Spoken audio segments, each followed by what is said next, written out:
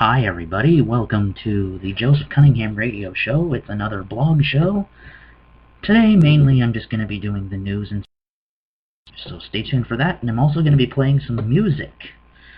As a matter of fact, I'm going to go ahead and start the show off with a song, so here we go.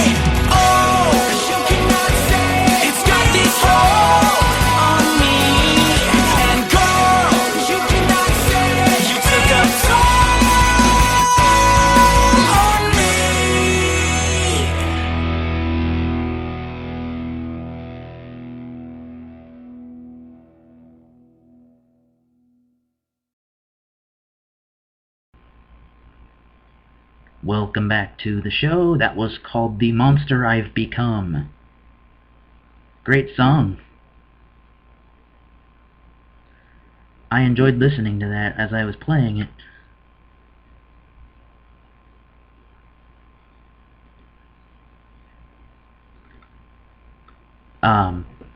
Okay, so next is going to be the Intelligence for Your Life segment.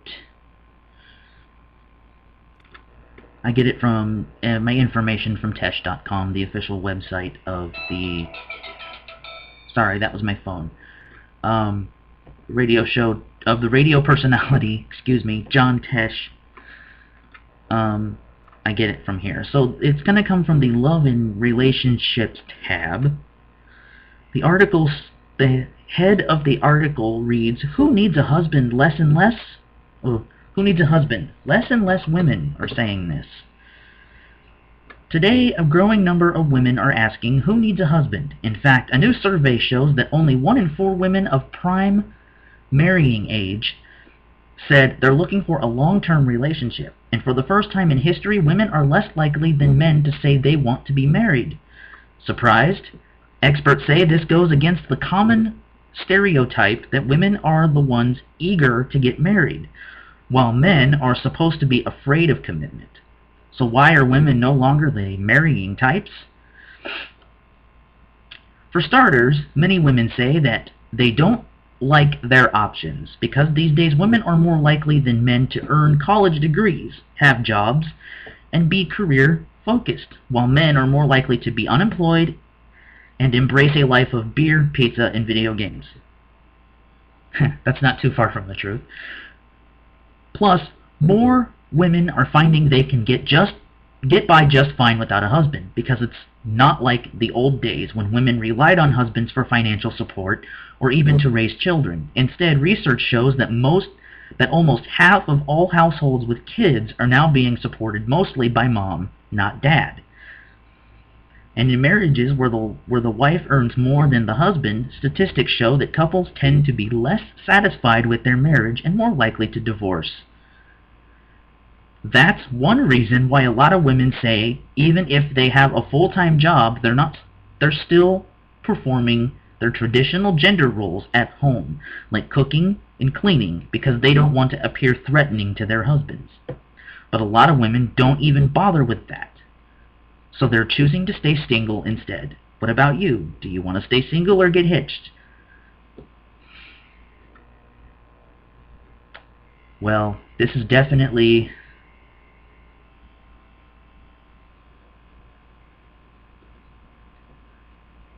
something that's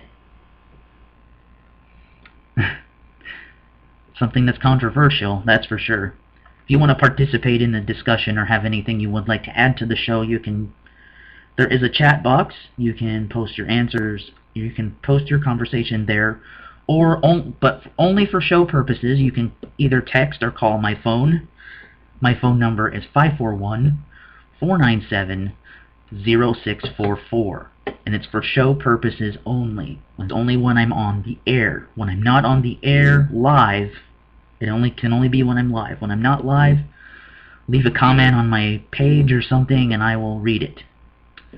Okay, so now I'm going to go ahead and play another song, and I will get back to you in a few minutes. Here's another song. At the time, I couldn't think things through. When it comes to you, I can try to feel things that I don't feel, to see things that I can see. As the light fades, I can see more clearly now. I can feel more deeply now. As the light fades, you become more beautiful, more divine and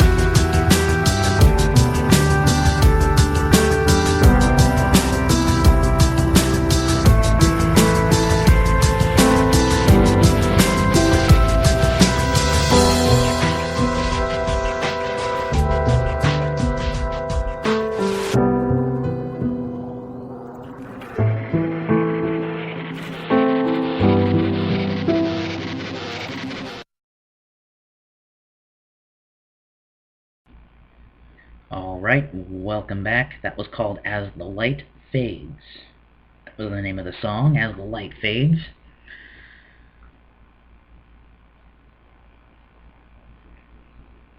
And I don't have my own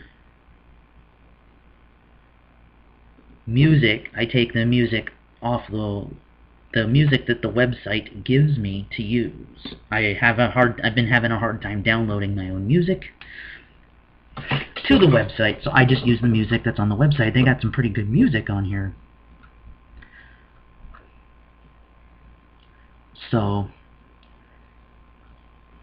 I'm going to do another Intelligence for Your Life article. Actually, I'm going to do a few more before I play the next song because I want to use up some time here. I only get 30 minutes to do my show, but that's better than nothing. This one's also from the Love and Relationships tab. 4 tips for picking a partner for keeps. If you're single and you want to stay and you don't want to stay that way, here's some expert advice for finding a keeper. First, tell your friends you're looking. According to University of Chicago psychologist Dr. Robert Michael, almost 60% of married people were introduced by family, friends, or coworkers. Another tip for ending your single life: date people with similar values. Judith Wallerstein is a co-author of The Good Marriage, and she says that opposites may attract, but they don't last. In fact, numerous studies show that couples who share a common background and have similar goals form happier, longer-lasting relationships. Another tip for people who want to get married: don't have kids out of wedlock. Researchers at the University of Maryland found that most men and women would prefer not to date people who already have children. In fact, the only characteristic in potential dates that was rated as less desirable than having kids is the inability to hold a steady job. And finally, look for a partner with happily married parents. This is especially important if your mom and dad got a divorce. According to the Journal of Family Issues, marrying someone whose parents split up increases your chances of divorce by more than 50%. And if both of you come from broken homes, it triples your risk of divorce. Wow, we're learning something new every day, aren't we?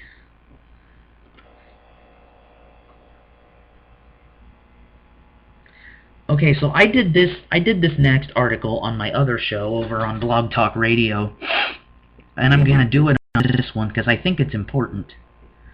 This is also from the Love and Relationships tab. Is Facebook parenting fair to your kids? Now, this one I want opinions on because this is something that a lot of parents don't take into account, and it should be taken into account all the time. So, is Facebook parenting fair to your kids? Today's kids are the first generation to be celebrated from day one by their parents and grandparents on the internet, with tons of pictures and posts being shared daily on Facebook and Twitter, chronicling every childhood achievement, milestone, and mistake. The trend even has a name. It's called Facebook parenting. But ask yourself, is this fair to your kids? It's natural to want to be a Facebook parent because sharing about your kids helps create and maintain ties with relatives and friends, especially those who live in another time zone. But consider this. You're documenting your child's most private and personal moments online for the whole world to see without considering whether they'll be comfortable down the road having all of that information floating around. In fact, you're literally denying your child the chance to decide what they'd like to keep private and what's okay to make public. Once something is posted on a social network or the internet, it's posted forever. Bottom line, a potentially embarrassing story won't faze a toddler about how will it affect a tween or teenager? Or what will a potential employer, college admissions counselor, or bank loan officer think about what they find when they search your child, which is being done routinely? And experts say that running an online profile on people who will become common for everything from doing a check before dating someone to letting them volunteer for a charity. Meaning that everything you post will be searchable and findable by your child's future friends, dates, schools, and employers, and just about anyone else.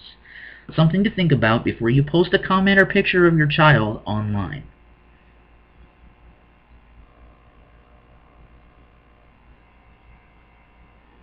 Yes. That is definitely something you have to consider.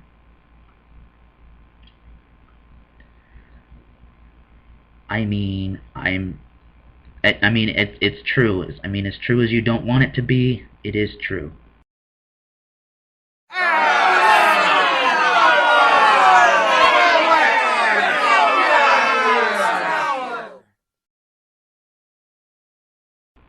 Yeah, it is true, believe it or not. So, I got another one that I'm pulling up here. The do's and don'ts of breaking up. Today I'm doing all of mine from the love and relationships section. I hope you all don't mind that. The do's and don'ts of breaking up. Breaking up is never easy, but there are ways of ending a relationship without crushing your ex's heart. Here are the do's and don'ts of dumping. Let's start with the don'ts. Excuse me. First, skip the cliches like it's not you, it's me, and you deserve better, because they'll think, if I'm so awesome, why don't you want me? Instead, be honest about why you want to end the relationship. Of course, they won't want to hear you don't love them anymore, but they'll get past it and faster if they know the truth. Another don't break up by text message, email, or a sticky note slapped on the fridge. It shows a definite lack of respect, and remember, you didn't love them once, or you did love them once. They deserve a face-to-face breakup. The only time they don't is if you're afraid they'll get violent. Also, don't give them false hope, like saying, we need to take a break, or I need some space to figure things out. If you truly want out, say so. Don't try to let them down easy. You'll give them false hope and they won't be able to move on. Okay, so what should you do when you break up? First, make sure you actually break up. In other words, make sure you tell them it's over. Don't just disappear or stop calling. That's cowardly and leaves too many unanswered questions. Also, make sure they know you won't change your mind. If your ex questions your decision, gently remind them that you're not going to get back together, because the healing can't start until you both start moving on.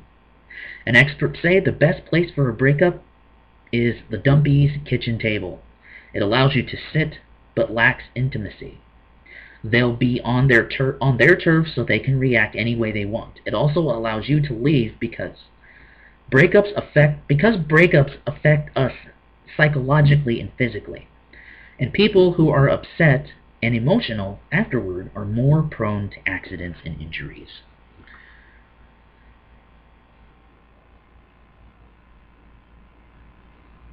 That is true.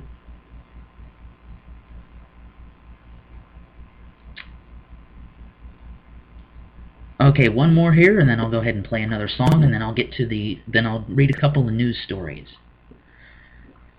I don't want to bore you with all this information, but it's good stuff. Marriage versus living together, which is better? That wasn't the one I wanted. I clicked on the wrong article. Oopsie. Well, I'll go ahead and read that one. Then I'll read the other one. This one's short, so. Here's a question. Is it okay to live together before you get married? Here's what experts have to say. First, living together before marriage increases your chances of divorce. Dr. Barbara Whitehead is co-director of the National Marriage Project at Rutgers University. She says that couples who cohabitate, are more likely to have serious trouble once they do get married, because they often get married trying to fix things or because it's expected. That's especially true if one or both partners lived with several different people before tying the knot. Next, married people are healthier. A Cornell University study found that married couples rated their overall physical well-being higher than couples who lived together. But other studies show that any serious relationship, even a lifelong friendship, improves health, especially for men. The final marriage versus living together fact: Married couples have more money than cohabitating couples. That's because marriage makes men more productive. Married men earn up to 40% more than single guys with similar education and work histories. Plus, the commitment that comes with marriage encourages more joint savings. True that. Okay, I've got about 9 minutes left, so I'm going to, I probably won't even do news today. I'll just play the last 2 songs and then go off the air. So here's the final Intelligence for Your Life story that I'm going to read today. Is your man cheating on you? Ladies, your husband could be cheating on you with the drive-through window. That's according to University of Michigan health researcher Dr. Derek Griffith. And this is in health and well-being. He says that when women try to improve a man's diet without consulting him, he is highly likely to sneak in a fast food fix when he's alone. In other words, he'll eat his broccoli and kale at dinner, and then grab a donut and a burger at work the next day. But the men who talk about their new diet with their wives and agreed to give it a try actually do a pretty good job of sticking with it. Why? Dr. Griffith says that like anyone who suddenly changes their eating habits, dieters still crave their old foods, but they don't want to ask for them even occasionally because they're afraid it'll start an argument. Bottom line, if they feel like they're being pushed into something they don't really want to do, they're a lot more likely to fall off the wagon. So guys, are the researchers right? Do you pig out on the sly in order to keep the peace at home?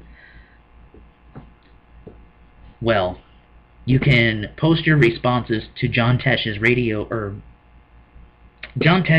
Facebook page at facebook.com/JohnTesh. Or you can post it on my you can also post it on my homepage on my website. Okay, that was your Intelligence for Your Life segment for the day. I'm going to go ahead and play one more song, and then I'm probably going to go off the air unless I have time to play the second one. So here you go. This song is called Thaw.